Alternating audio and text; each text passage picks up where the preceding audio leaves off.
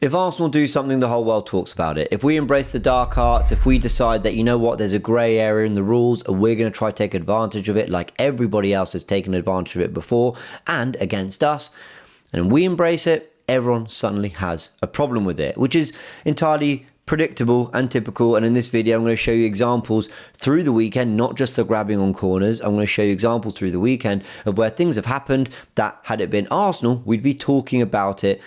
Others would be talking about it relentlessly in the media till the next bit of drama comes along and the next sort of viral topic can do the rounds. If it's Arsenal, everyone cares. And you know what I'm talking about. I'm talking about the holding on corners, the Arsenal players being,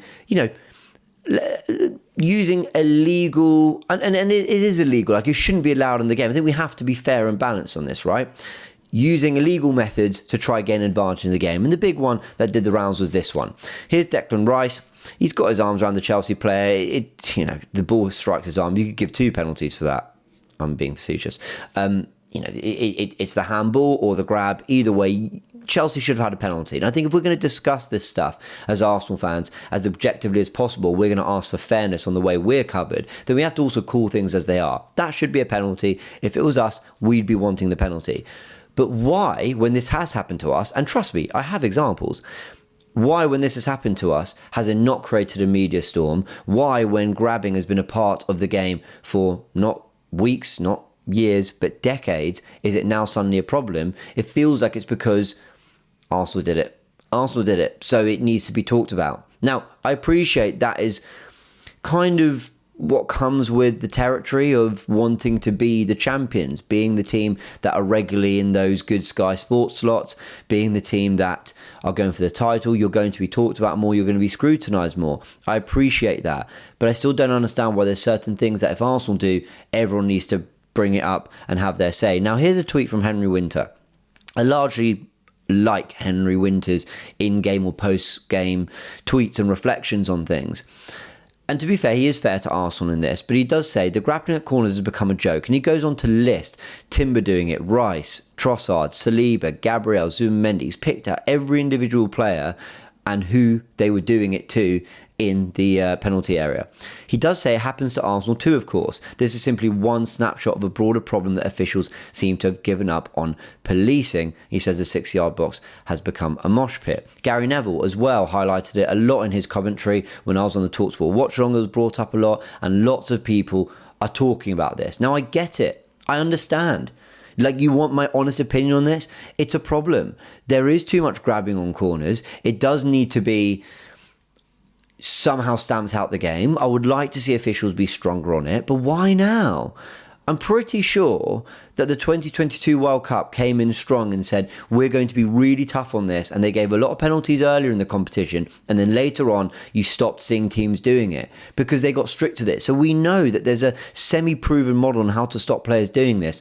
So this was a problem they tried to tackle 4 years ago. So why is it now that everyone's talking about when it's been a problem in football for decades? When Arsenal used to get bullied off these very situations for decades. And when it's happened to us, for some reason it doesn't get highlighted as much. Here's an example of Enzo. 2 arms around Gyökeres. Let's go to one further. There's João Pedro pulling Saliba's shirt.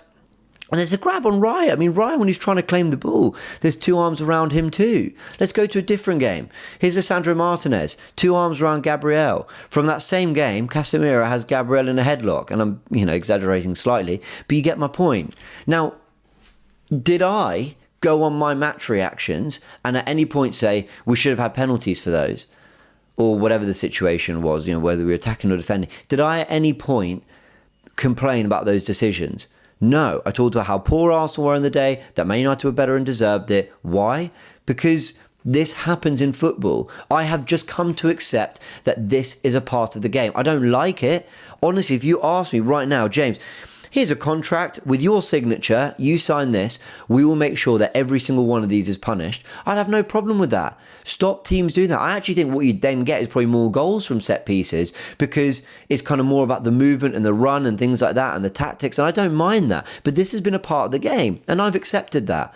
But because it's happened in an Arsenal game, it feels like everyone wants to talk about it. We even saw this. December 11th, 2024, The Premier League's official account were championing the way Adama Traore was holding and pushing Saliba off the pitch. Nowhere near the ball, not watching him, clear obstruction, but that's how you stop Saliba. That's how you stop the Arsenal routine. You just push them off the pitch. The narrative is so different when it's Arsenal doing these things.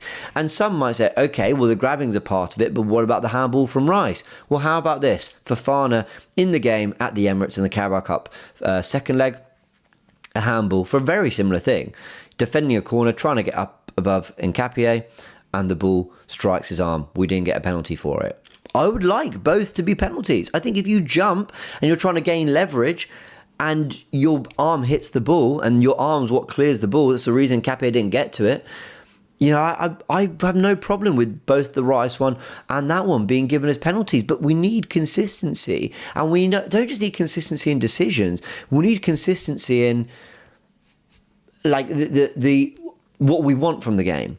So basically, I would like to see both given as penalties, but we need to establish that that's going to be the rule. And, Tottenham fans have, I think, quite rightly been annoyed about the Kolo Muani push on Gabriel, which I see why they gave it. I've got no problem with that. But then they have pulled out examples where other pushes that have gone against them haven't been penalised by the referee. And again, I can understand that. But again, that's more a consistency issue. My thing is when it's Arsenal that do something, it needs to be talked about. Everyone needs to have their say. Everyone needs to go crazy about it. It needs to become a big media storm and everyone needs to go in on it. Maybe I've got a bit of a victim mentality. Maybe just because I'm an Arsenal fan, I notice these things. And maybe maybe Man United fans feel the same. I definitely think there's certain clubs that if they do something, it kind of gets talked about more. And I think Man United are in that bracket too. But Arsenal for sure.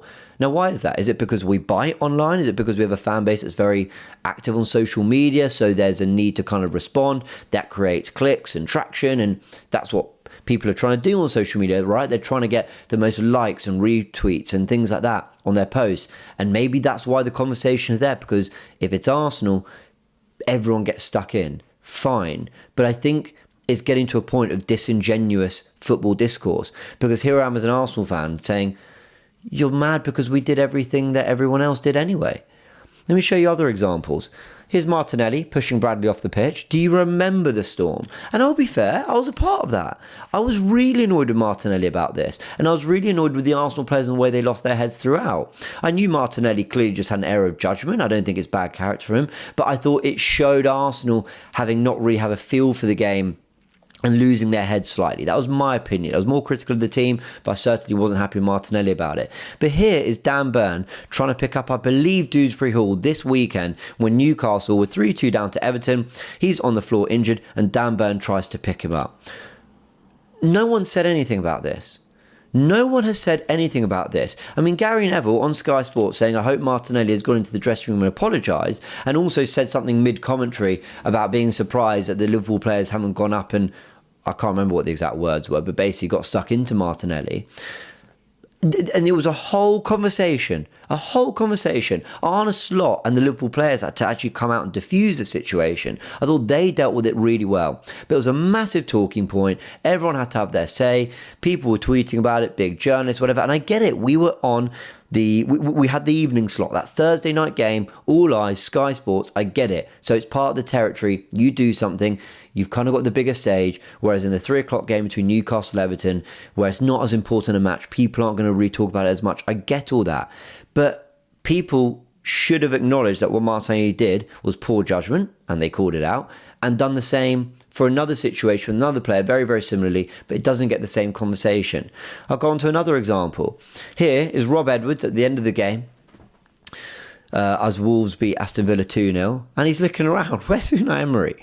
Once again, Unai Emery's done a disappearing act. He's not, he's gone straight into the dressing room at full time. He does that when results don't go his way. He's straight down the tunnel. He doesn't take long to wait for the opposition manager. And then he says, look, I can't wait all day. That's what he said about Arteta. He's done it here. I think he did it with Newcastle as well. He's done it on like 3, 4, 5 occasions.